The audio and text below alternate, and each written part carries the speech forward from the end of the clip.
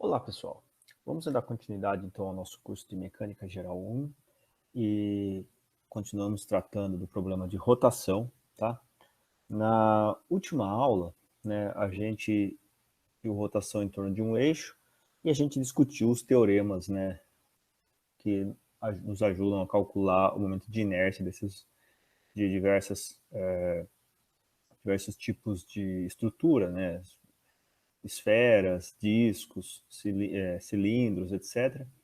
E que são os teoremas dos eixos paralelos e perpendiculares, né? E hoje eu quero continuar discutindo com vocês sobre rotações e eu vou discutir então com vocês o problema do pêndulo simples, né, que a gente já viu aí nesse curso algumas vezes, mas a gente vai então atacá-lo através de rotações. E depois a gente vai ver o problema do pêndulo composto e a gente vai conseguir traçar um paralelo entre eles e, e depois a gente vai fazer aí juntos dois exemplos para entender um pouquinho mais como que a gente pode aplicar rotações em pêndulos, tá bom? Bem, então, pessoal, vamos começar aqui discutindo a questão do pêndulo simples sob o ponto de vista das rotações, tá bem? Então, nesse caso, pessoal, a gente vai tratar o pêndulo como se fosse uma massinha girando em torno do ponto, em torno de um eixo, e esse eixo Z, ele é perpendicular à sua tela do computador, tá bem? Então, para isso, vamos imaginar uma massinha M pendurada numa ponta de uma haste fina de comprimento L, e a haste tem massa desprezível, tá? E essa haste tem a sua outra extremidade presa na origem. Então, para isso, a gente vai escrever aqui o sistema de coordenadas x, y, tá? O eixo Z, aí, pela regra da mão direita, ele, obviamente, está saindo da lousa, né? Ele está aí apontando na sua direção, né? Então, o eixo Z está aqui, né? Apontando para fora. Então, o que eu vou fazer vai ser, eu vou prender nesse ponto uma haste de comprimento L, essa haste tem massa desprezível, e a gente vai colocar uma massinha pontual M aqui na ponta da haste, tá bem? Bom, então eu vou chamar de θ o ângulo que essa haste faz com a vertical, tá bem? Sendo assim, pessoal, a única força que vai agir no meu sistema, se você observar, vai ser a força peso, tá? E essa força peso, né, a única força externa agindo, ela está agindo, obviamente, na massinha, porque a haste tem massa desprezível, né? Então a força peso está agindo aqui, tá bem? Se a gente quiser olhar qual o torque que essa força-peso faz em relação ao eixo Z que passa pela origem, tá? A gente precisa simplesmente calcular R vetor F, onde R é esse raio que liga a massinha até a origem. Esse R, se eu decompor em x e y, eu vou ter em x aqui um R seno θ, e aqui em y vou ter menos R cosseno θ, porque o y positivo é para cima. Tá legal? Então, né, R não, né? L, que é o comprimento da corda, da haste, perdão. Tá bem? O tamanho aqui total é L, então é L seno θ e menos L cosseno θ. Portanto, o torque, então, vai ficar o vetor R, que é L seno θ no eixo X, menos L cosseno θ no eixo Y, vetor menos MGY, chapéu. Tá bem? Bom, agora a gente pode fazer esse produtinho vetorial aí, e a gente chega que o torque, então, nada mais é do que menos MGL seno θ na direção Z, chapéu. Tá bem? Então, a gente tem o torque agindo nesse sistema, né? E a gente sabe que só há mudança no momento angular do sistema se existe torque externo, e o torque externo é esse causado pela força-peso. Então vamos dar uma olhadinha no momento angular desse sistema. Acredito que vocês vão concordar comigo que o momento angular desse sistema em relação ao eixo Z nada mais é do que um IZ θ ponto Z chapéu, onde o IZ para uma massinha pontual M, cuja distância até o eixo Z é L, nada mais é do que massa vezes a distância ao quadrado, mL ao quadrado. Se você não se convence, faça, então, L igual a R vetor P, onde o R é isso daqui, e o P nada mais é do que massa vezes a velocidade. Agora, a velocidade, ela é R ponto, que é L vezes cosseno θ ponto em x, derivada de cosseno é menos seno, então fica mais seno θ ponto em y, né? Então fica ml θ ponto, cosseno θ mais seno θ, faça esse produtinho vetorial aqui, você vai ver que o LZ dá simplesmente ml ao quadrado θ ponto na direção Z chapéu. Bom, agora a gente vai aplicar a segunda lei de Newton para esse cara, dLz dt igual ao torque, portanto, ml ao quadrado θ dois pontos na direção Z chapéu é igual a menos mgl seno θ na direção Z chapéu. Eu posso matar m com m, l com quadrado, de modo e passar isso aqui para cá, trocando o sinal para mais, de modo que eu possa escrever, então, θ dois pontos mais g sobre l seno de θ igual a zero. Isso daqui é, obviamente, a equação do pêndulo simples, que a gente já veio lidando com ela aí desde lá do curso de Física 1 ou Física 2, tá? E a gente lidou com essa daí também no começo desse curso, tá bem? Então, pessoal, percebam que sai bastante simples de tratar o problema de pêndulo simples usando os conceitos de rotação, tá? Vamos então agora olhar um problema um pouquinho mais complicado, tá? O problema é do pêndulo composto. Ele lembra muito do pêndulo simples, a única coisa agora é que o pêndulo não é mais aquele pêndulo ideal, né, que uma massa com uma haste sem massa e uma massa sem tamanho, né? Então, o pêndulo ideal, ele fala que a haste é comprida e não tem massa, e a massa é pesada e não tem comprimento, né? Então, a gente pode tratar daquela forma. Agora, a gente vai tratar um sistema onde o pêndulo é um pêndulo físico, ou seja, ainda tem o eixo X, ainda tem o eixo Y, e agora, pendurado por um ponto qualquer, eu tenho um corpo de qualquer formato. Eu desenhei essa coisa aí, que não tem formato definido nenhum, mas eu estou falando, então, que eu peguei um pedacinho de alguma coisa com formato de, totalmente aleatório, e eu fiz um pontinho aqui, esse pontinho azul, que eu vou chamar de origem, e eu pendurei por esse pontinho, tá? Eu vou supor que ele é capaz de oscilar em torno desse ponto O sem atrito, tá? Então eu fiz aí um pontinho onde que eu consigo deixá-lo oscilando sem atrito. Então, o que vai acontecer? Eu vou falar que esse cara tem massa emão, tá? Vou dizer também que esse ponto roxo é o ponto do centro de massa. Eu vou chamar de G, tá? Que é o ponto gravitacional, vamos dizer assim. Tá? O ponto G é onde vai agir a força gravitacional. A gente já vai ver já. Tá? E eu vou desenhar, então, uma linha reta que liga o ponto de apoio, ponto O, ao ponto do centro de massa, o ponto G. E eu vou dizer para vocês, da mesma forma que a gente fez para o pêndulo simples, que essa linha faz um ângulo θ com a vertical. Tá bem? Então vocês já começam a perceber que eu estou chegando em alguma coisa que tem a cara do pêndulo simples. Tá? Eu defini então uma linha reta que liga o ponto do centro de massa até a origem, né, onde ele está pendurado, e eu vou chamar então esse ângulo que essa reta faz com a vertical de θ. Tá bem?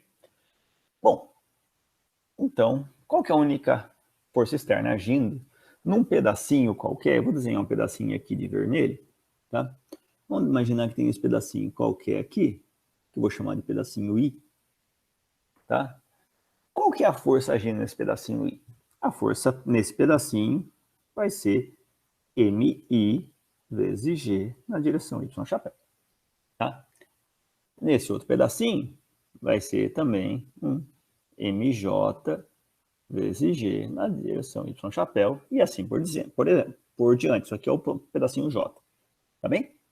E se eu falo que esse ponto I, eu vou até apagar esse ponto J aqui, só para não ficar muito pesado o desenho. Tá? Vamos voltar aqui com a canetinha. Se eu vou falar para vocês que esse ponto I, ele está uma direção RI vetor, tá? Isso aqui é a posição da minha massinha aí. Em relação à origem, eu posso falar para vocês que o torque em relação à origem, agindo nesse pedacinho, nada mais é do que RI vetor FI, que é RI vetor menos... esqueci de um menos aqui, né, pessoal? Porque o Y está para cima. Menos MI RI vetor G Y chapéu, tá? Eu simplesmente peguei o M e puxei para cá, tá? Eu posso fazer isso, que o M é um escalar. Bem, esse é o torque agindo nesse pedacinho e eu vou marcar aqui de azul, tá? Legal. Agora, em todo o sistema, né, até mesmo num pedacinho que está aqui, né, eu escolhi uma cor extremamente infeliz, até no pedacinho que está aqui, eu vou ter também a força-peso agindo. Vou ter força-peso agindo em todo e qualquer pedacinho desse cara. Então, o torque total agindo no sistema nada mais é do que a somatória em I. Opa, esqueci de um I aqui. Somatória em I de menos MI RI vetor G na direção Y chapéu. Agora, percebam que esses caras não dependem do subíndice I. Então, posso fazer a somatória desse cara, vetor, esse cara. Agora, a gente aprendeu aí nas últimas aulas que a somatória de MI RI nada mais é do que a massa total vezes a posição do centro de massa. Tá bem? Então, perceba que o torque total agindo nesse sistema é menos Emão, Rão, onde Rão é isso daqui. Opa, de novo, cor mal escolhida. Vamos lá escolher esse roxo aqui para dar a mesma cor. Aqui, ó, esse cara aqui é o meu Rão, tá? É a posição do centro de massa em relação à origem, tá? Então fica menos Emão G Rão, vetor Y chapéu. Ou seja, a força-peso agindo no sistema, ela age de tal forma que é como se toda a massa tivesse concentrada aí no centro de massa, tá? Então ela está agindo no centro de massa e ela é menos Emão G Y chapéu, tá bem? Bom, eu vou falar para vocês, pessoal, antes de falar qualquer coisa, deixa eu só dar uma limpada aqui que está com bastante coisinha escrita, tá? Legal. Feito isso, né, eu vou falar para vocês o seguinte. Eu vou falar para vocês que esse ponto G, né, que eu falei que ele está aí, tem aqui esse vetor Rão. Vou falar que esse vetor Rão tem módulo H, né? E, obviamente, aqui é H seno θ e aqui é menos H cosseno θ, como a gente já fez lá pro pêndulo simples. Tá? Portanto, o torque agindo nesse sistema é menos mgh, seno θ em x, menos cosseno θ em y, vetor y chapéu, da mesma forma que a gente fez lá para o pêndulo simples. Agora, para o pêndulo composto, o torque externo é isso daqui. É menos Emão, GH, seno θ, Z, chapéu. Então, percebam que a diferença desse resultado para o resultado do pêndulo simples é o H. No pêndulo simples era um L, que era o comprimento da haste. Tá? Agora aqui é a distância do centro de massa até o ponto em que você pendurou o seu sistema. Tá legal? Bom, Feito isso, vamos achar, então, qual é o momento angular desse sistema, né? A gente sabe que o momento angular do sistema, de novo, é dado por IZ θ ponto Z chapéu, da mesma forma que fizemos lá para o problema do pêndulo simples, tá? Agora, o IZ nada mais é do que uma integral no volume desse corpo de x quadrado mais y quadrado, porque isso aqui é a distância até o eixo Z, né? Vou chamar até de D. Isso aqui é D quadrado, que é distância até o eixo Z, tá? Pouco importa se eu tenho uma componente Z, porque é a distância até o eixo Z que importa, vezes ρ dV, tá? Essa integral, pessoal, vocês concordam comigo que isso daqui tem unidade de massa. Isso aqui tem unidade de massa. Isso daqui tem unidade de distância ao quadrado. Então, o que eu vou falar para vocês é que essa integral é igual a um emão, a massa total do sistema, vezes um K0 ao quadrado. Onde esse K0 eu estou chamando de braço de giro. Tá? Para ficar um pouco claro, lembra que no disco, o IZ do disco... Opa, a letra ficou ruim aqui. Ficou parecendo mais um cifrão do que um I. Então, o IZ do disco era igual a mr ao quadrado sobre 2. Tá? Então, o meu K0, nesse caso, é R sobre raiz de 2. O da esfera, a gente calculou também, o IZ era 2/5 de mr ao quadrado. Então, o K0 para a esfera é raiz de 2 sobre 5 vezes R. E assim por diante. Então, percebam que o momento de inércia, obviamente, é sempre a massa total do sistema vezes uma distância vezes um fator. Aliás, uma distância ao quadrado vezes o fator. Então, eu vou chamar essa distância ao quadrado vezes o fator de K0 ao quadrado. É simplesmente isso. Tá? Então, eu chamo isso aí de braço de giro. Tá? Isso aqui é só um conceitozinho novo que é para a gente guardar, que talvez ele tenha alguma utilidade daqui a pouco, como vocês vão ver. Tá? Legal. Então, acho que a questão, o conceito de braço de giro ficou claro. Então, vamos continuar. Tá joia? Bom, agora, então, a segunda lei de Newton para esse cara vai ficar escrita como mk0 ao quadrado θ 2 pontos é igual a menos mgh seno θ. Percebam vocês o seguinte, né? É tudo na direção z, né? Então, eu já até deixei o z chapéu de fora. Agora, eu posso cancelar massa com massa. Eu posso passar isso aqui para cá e trocar o sinal, de modo que fica θ 2 pontos mais gh sobre k0 ao quadrado seno de θ igual a zero. Tá? Notem esse cara aqui. Tá? Veja, θ 2 pontos mais g vezes h sobre k0 ao quadrado seno de θ igual a zero. Vamos voltar ao resultado do pêndulo simples. Isso aqui é do pêndulo simples. Percebam que o pêndulo simples era θ 2 pontos mais g sobre L seno de θ igual a zero. Agora, pessoal, eu quero que vocês prestem atenção nesse cara aqui. Ou melhor, eu gostei desse azulão aqui. Pega esse cara e compara com 1 sobre L desse cara. Vocês percebem que se eu chamo L um comprimento qualquer, percebam que L é um tamanho, K0 é um tamanho, é uma distância.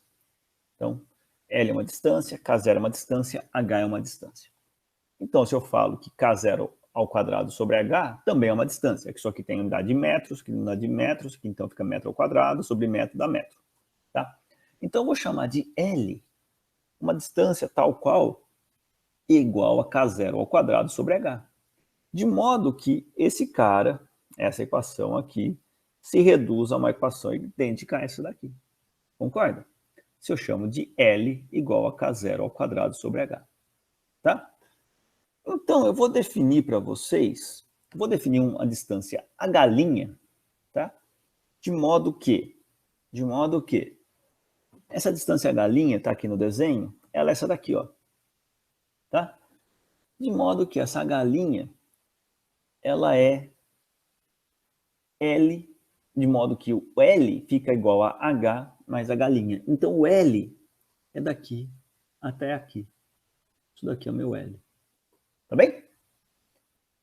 E na ponta desse H', eu vou pôr um ponto que eu vou chamar de O'. Tá?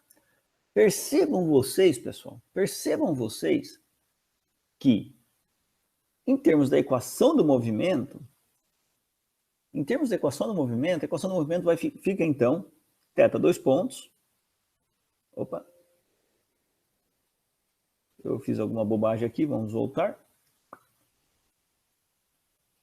Vamos voltar à apresentação.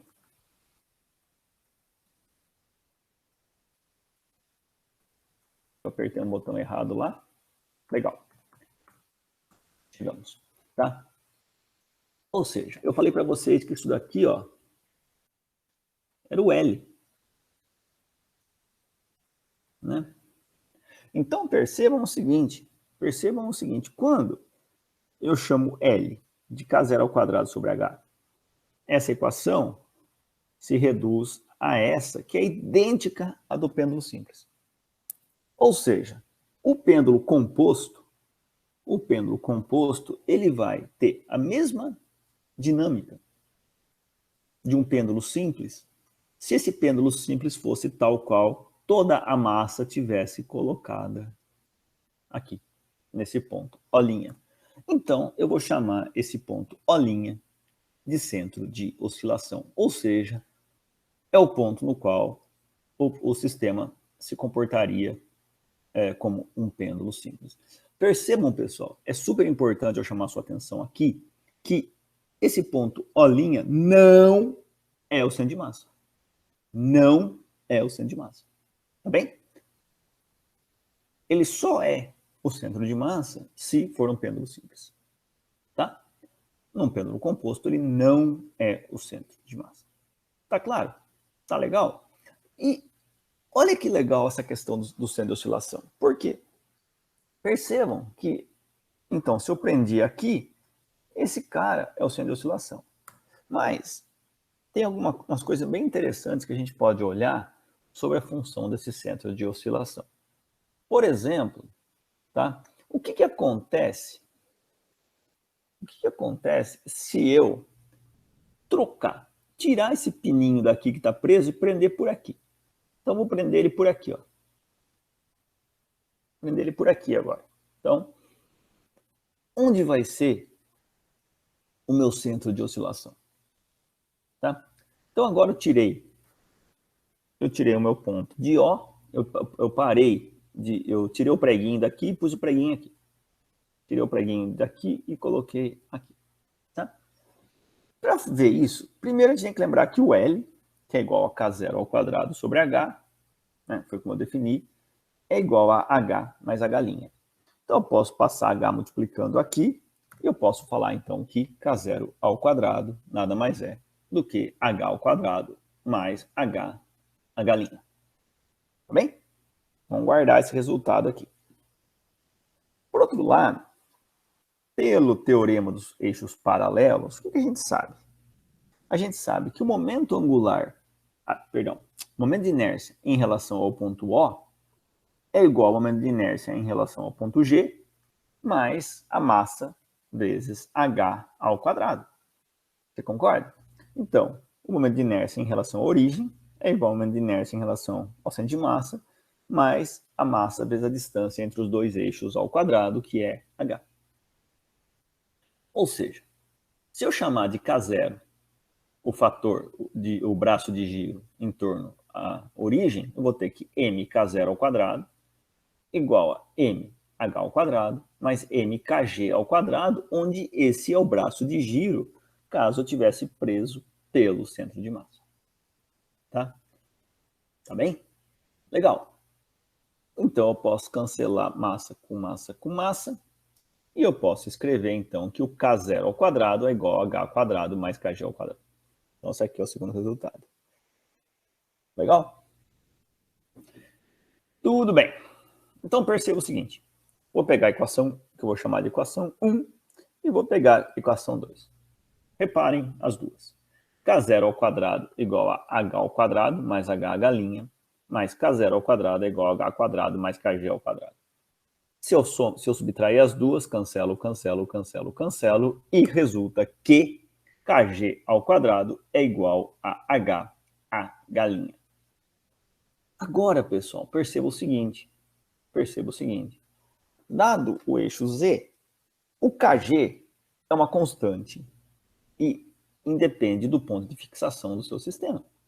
Tá? O kg é o braço de giro caso meu sistema tivesse preso pelo centro de massa. O centro de massa do sistema é o mesmo, ele não vai mudar porque eu coloquei, eu prendi por aqui, ou por aqui, ou por aqui, ou por aqui. Né? O centro de massa do sistema é sempre o mesmo. Ou seja, o kg é uma constante que depende apenas da distribuição de massas do meu sistema. Ou seja, H vezes a galinha é constante. Por outro lado, o que isso quer dizer? Bom, quando eu tenho H, o meu ponto O, linha, está a uma distância H'. Se eu prendo por aqui, a minha distância até o ponto G é H'. Qual que tem que ser a distância, então, do ponto G até o centro de oscilação? Obviamente tem que ser H. Por quê? A distância do ponto de apoio, que é H' agora, vezes a distância até o centro de oscilação, tem que ser igual a Kg. Não pode mudar. Portanto, se pendurarmos agora por O', o ponto O é o centro de oscilação. Tá legal? Então é bem interessante observar isso. Tá? Então, se eu pendurei pelo o O' é o centro de oscilação. Se eu peguei, tirei o preguinho daqui e coloquei o preguinho nesse cara, esse cara vira o centro de oscilação. Tá joia, pessoal? Tá legal? Então, a gente aprendeu o pêndulo composto, o pêndulo simples. Vamos fazer dois exemplos. Tá? O primeiro deles é um exemplo bem de exercício típico, né? Que é o quê? É um pêndulo composto formado por um anel fino. Um anel de massa emão e raio rão. Ele é preso por sua borda, de modo que ele possa oscilar no seu plano, né? Não escrevi aqui, mas eu estou falando, e formando um pêndulo composto. Eu quero que você calcule a frequência de pequenas oscilações para esse sistema. Então, vou desenhar o sistema aqui para ficar mais claro. O eixo X está aqui, o eixo Y está ali. Eu desenhei, então, um anel. O anel é fino, tá? Então, eu posso escrevê-lo como... Não preciso me preocupar com a espessura do anel. Eu prendi ele por um dos seus pontos aí da superfície, da sua borda, né? Aqui eu tenho um anel de massa M, eu tenho o centro de massa do anel aqui, a uma distância R do ponto de apoio, tá? Então, vamos calcular a equação do movimento e achar as frequências de pequenas oscilações, a frequência de pequenas oscilações para esse cara. Então, eu convido vocês a fazer como sempre, dar aquela pausadinha no vídeo aí e tente resolver e volte daqui uns 5, 10 minutinhos e vamos conferir se a gente resolveu certo. Tá legal? Então, pessoal, não sei se vocês pausaram, mas tomara que sim. Tomara que vocês deram aquela pausadinha no vídeo e já resolveram e já chegaram no resultado certo. Então, vamos conferir. Para isso, pessoal, eu tenho, então, que desenhar esse eixo vertical e assumir que faço um ângulo θ entre a linha reta que liga o meu centro de massa ao vertical, tá? Como a gente já havia feito. Mais uma vez, né? Mais uma vez, vamos encontrar agora, para começar, o momento de inércia desse sistema. Para isso, a gente vai precisar usar o teorema dos eixos paralelos. Por quê? O IZ no centro de massa a gente já conhece. É um anel, né? O IZ do centro de massa, a gente sabe que o IZ que passa pelo centro de massa é mr ao quadrado, porque todo mundo está com a mesma distância ao centro de massa, tá? Agora, pelo teorema dos eixos paralelos, eu sei que o IZ aqui em zero é o IZ do centro de massa mais a massa vezes a distância ao quadrado, e essa distância é R. Então, fica mr ao quadrado mais mr ao quadrado, portanto, fica 2mr ao quadrado. Nesse caso, então, o meu K0 é igual a raiz de 2 R. Tá bem? Legal. Vamos agora olhar, então, o torque agindo nesse sistema. Para isso, a gente tem que olhar de novo que a única força agindo no sistema é a força-peso, e todo mundo sabe já que a força-peso está agindo no centro de massa, então ela está agindo aqui, certo? De modo que o torque em relação à origem nada mais é do que o vetor R para o vetorial a força F, que é menos mgr seno θ em x menos cosseno θ em y. Exatamente como a gente já tinha feito, né? R cosseno θ em x, aliás, R seno θ em x menos R cosseno θ em y. Então eu faço esse produto vetorial e sobra menos emão g R seno θ na direção z chapéu. Agora, pela segunda lei de Newton, fica claro que fica 2 emão r quadrado, θ 2 pontos, igual a menos emão g R seno θ. Posso cancelar a massinha com massa, r com quadrado, de modo que eu fico, então, θ 2 pontos mais g R sobre 2 R ao quadrado seno θ. Aqui eu já tinha cancelado, né? Esqueci aqui. Então fica gzinho sobre 2 R seno θ. Agora, para pequenas oscilações, a gente sabe que seno de θ é aproximadamente θ, de modo que a equação do movimento fica essa daqui.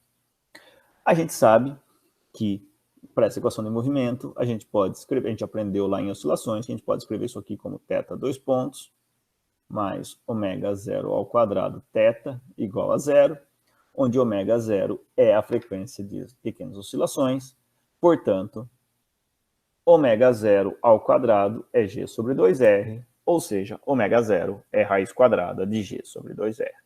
Achamos, então, a frequência de pequenas oscilações para esse sistema. Tá joia? Bom, vamos então continuar e vamos olhar então um segundo exemplo. Esse exemplo é um pouquinho mais bonitinho, que é o problema do taco de beisebol, tá?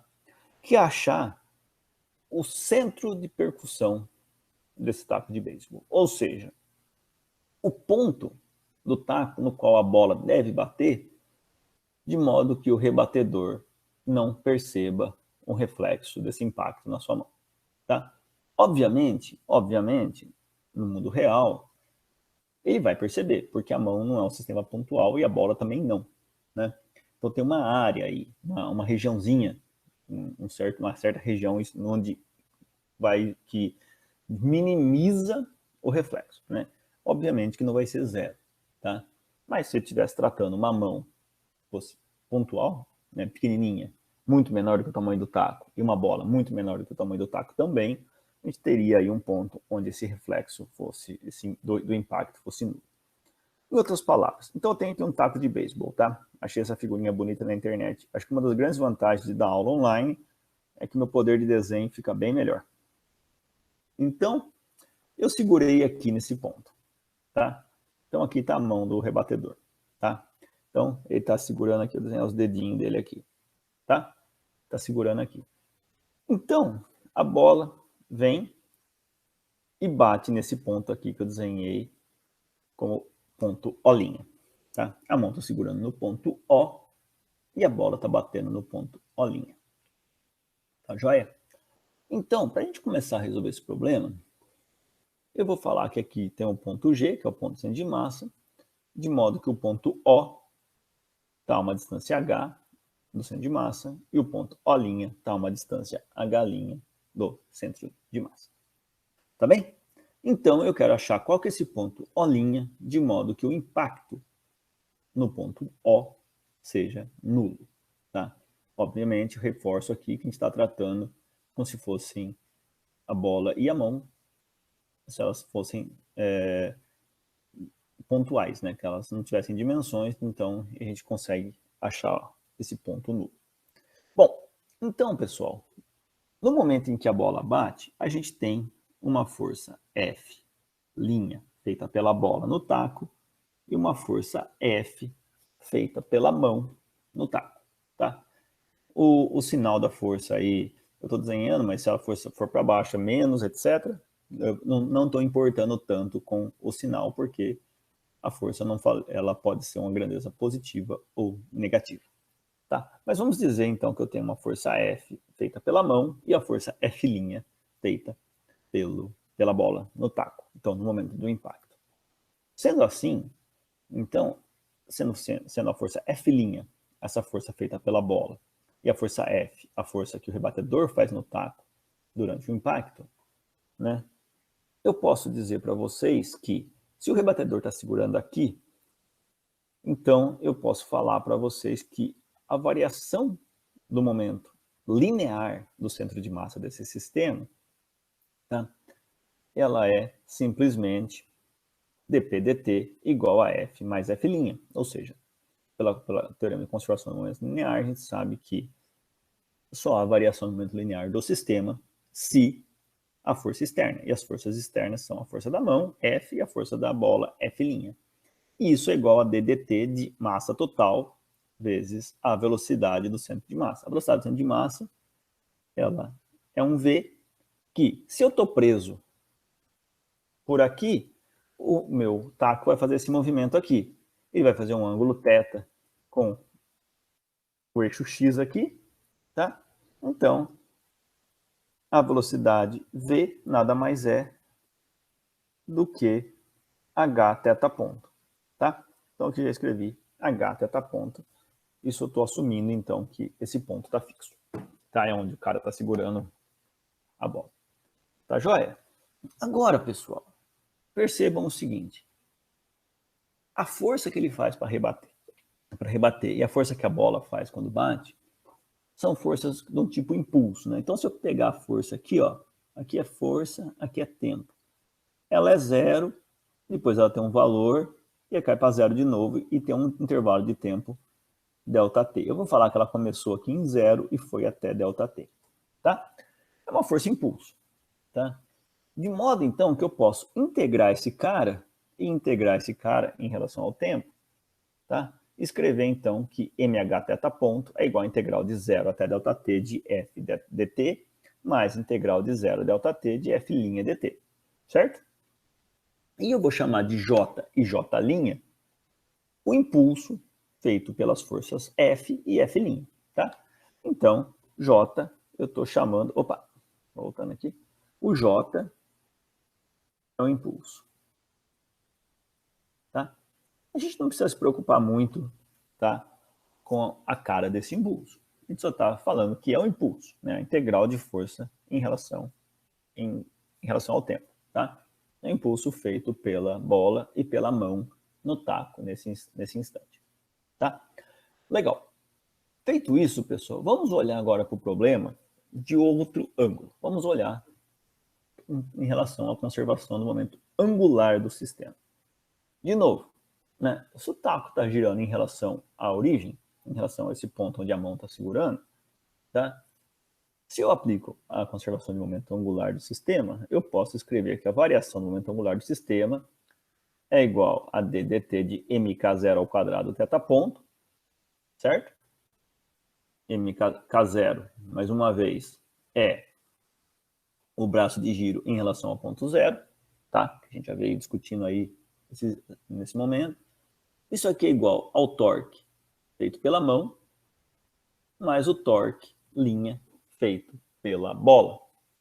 Agora, a distância da mão até a mão, obviamente, é zero. Então, o torque é F, R vetor F, mas o R é zero, né? Porque a mão está aqui. Portanto, esse cara é zero.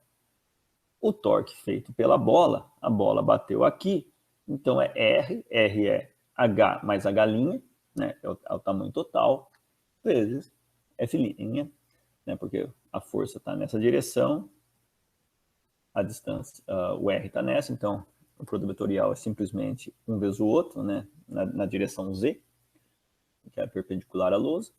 Então fica simplesmente F' vezes H mais H'.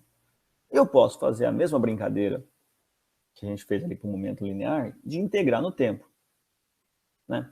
Se eu faço a integral, como H mais H' é uma constante, eu posso tirar fora da integral, de modo que volta a ter minha integral de F' dt, que fica J' vezes H mais H'. Ou seja, eu fico com mk0 ao quadrado θ ponto é igual a J vezes H mais H', de modo que eu posso escrever, então, θ ponto é igual a J' sobre Emão vezes K0 ao quadrado, H mais H'. Tá bem? Bom, agora, do conservação do momento linear, a gente sabe que MH θ ponto é igual a J mais J'. Eu posso pegar esse θ ponto e substituir por esse carinha aqui. Tá? De modo que eu tenho que MHJ' sobre Emão K0 ao quadrado vezes H mais H' é igual a J mais J'. Ou seja, eu posso escrever J' vezes H mais H', eu cancelo massa com massa, passo o K0 multiplicando e o J' dividindo, tá? Aliás, o H dividindo, eu tenho que J' H mais H' é igual a K0 ao quadrado sobre HJ mais J'.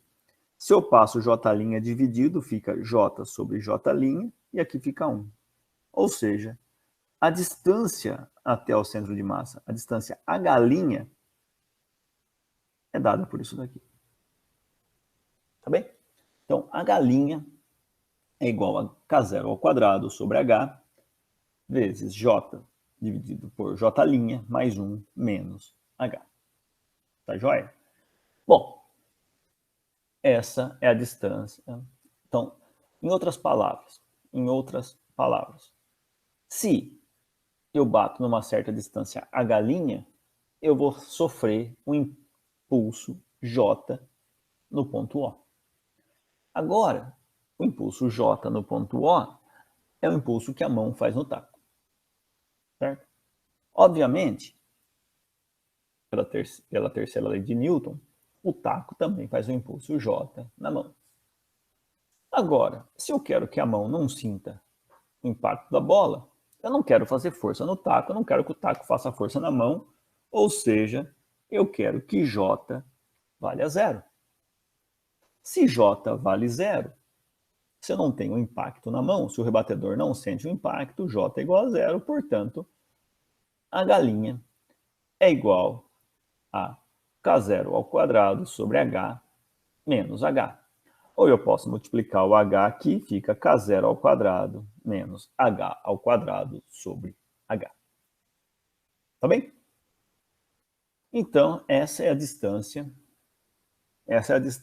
H' na qual eu preciso bater para que o reflexo sentido na mão seja minimizado e o rebatedor não machuque o seu ombro. Né? Quem já jogou beisebol sabe disso. Quem não jogou beisebol talvez já tenha jogado beta, ou taco, como se chama no interior. Né? E lembra que cada vez que o taco batia no chão, parecia que o ombro ia embora. Né? Isso é um resultado, basicamente, desse problema de pêndulo composto. Agora, né, quem que é a galinha, na verdade? Qual que é essa posição? Será que a gente conhece essa posição de algum lugar? Vamos olhar o que a gente calculou, né, aqui para o caso... Vamos olhar o que a gente calculou para o caso do pêndulo composto, né? E no caso do pêndulo composto, o que a gente tinha visto era que, né, o K0 ao quadrado era igual ao Kg ao quadrado mais H ao quadrado. Né? A gente tinha visto lá isso aí alguns slides atrás, que o K0 ao quadrado era igual a Kg ao quadrado mais H ao quadrado. De modo que K0 ao quadrado menos H ao quadrado nada mais é do que Kg ao quadrado. Portanto, pessoal, eu tenho então que H, ou seja, H' é igual a Kg ao quadrado sobre H, portanto, H' é igual a Kg ao quadrado. Esse é aquele resultado que a gente viu para pêndulo composto. Então, obviamente, o H' é a distância do centro de oscilação. Ou seja, o ponto que eu tenho que bater para que eu não sinta reflexo no meu ombro ou na minha mão é o próprio centro de oscilação, tá? Ou seja, se eu seguro aqui, a bola tem que bater no bolinha, que é o centro de oscilação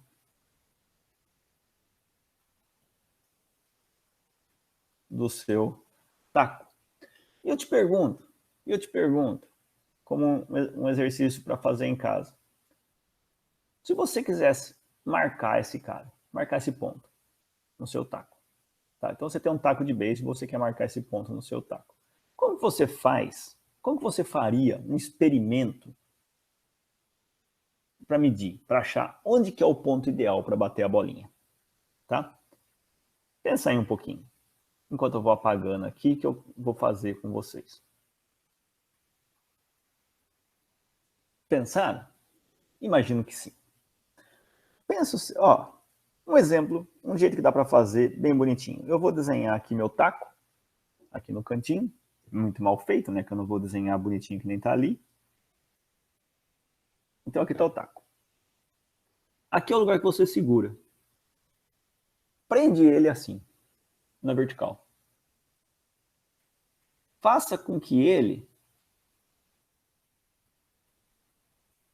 tenha uma oscilação de pequenos ângulos. Deixe ele oscilar com pequenos ângulos θ. Tá? Se ele oscila com pequenos ângulos θ, eu sei o quê? Eu sei que a equação do movimento desse pêndulo composto é θ 2 pontos mais g sobre L, θ igual a zero, de modo que ômega zero é igual a raiz de g sobre L. Ou seja, você mede o período de oscilação desse cara, ou seja, ele vai e volta. Você sabe que o período de oscilação T é 2π sobre ômega zero. A partir disso, você tem ômega zero. A partir do ômega zero, você tem quem? Você tem o L, que você sabe a gravidade. A partir do ômega zero, você tem o L, ou seja, você sabe que H mais H' é igual ao L, ou seja, você está segurando aqui, então você sabe qual é a distância L na qual teria que bater a bola, tá? Então, fica a dica aí para quem joga beisebol, conseguir aí já achar o que a gente chama de centro de percussão ou sweet spot do seu taco de beisebol. Tá, joia, pessoal? Então, espero que vocês tenham aprendido alguma coisa legal nessa aula. E hoje a gente finalizou, então, a nossa parte de rotações desse curso de mecânica geral. Na próxima aula, a gente vai entrar na questão de gravitação, tá bem? Que é o último tema aí para a P2, tá bom? Então, eu convido vocês aí a assistir a aula de novo, tirar qualquer dúvida aí nas nossas videoaulas, nas nossas aulas online, desculpa. E a gente se vê na próxima videoaula. Aliás, esse exemplo do taco, ele é legal, mas ele não serve só para taco de beisebol não, tá? É muito legal ver, por exemplo, quem faz luta de espada, né? É outro esporte, percebe-se, por exemplo, qual é a posição da espada que você consegue atingir o seu adversário, né, na luta de espada, esportiva, obviamente, e você consiga, então, sentir menos impacto no seu próprio ombro, tá? Na sua própria mão. Exatamente o centro de percussão, tá bem? Existem vários videozinhos legais no YouTube que demonstram isso. Vocês aí procurar centro de percussão ou Center of Percussion em inglês, vocês vão achar aí tanto para taco de beisebol quanto para espada e outras aplicações bacanas. Tá joia, pessoal? Então, a gente se vê na próxima aula. Até mais.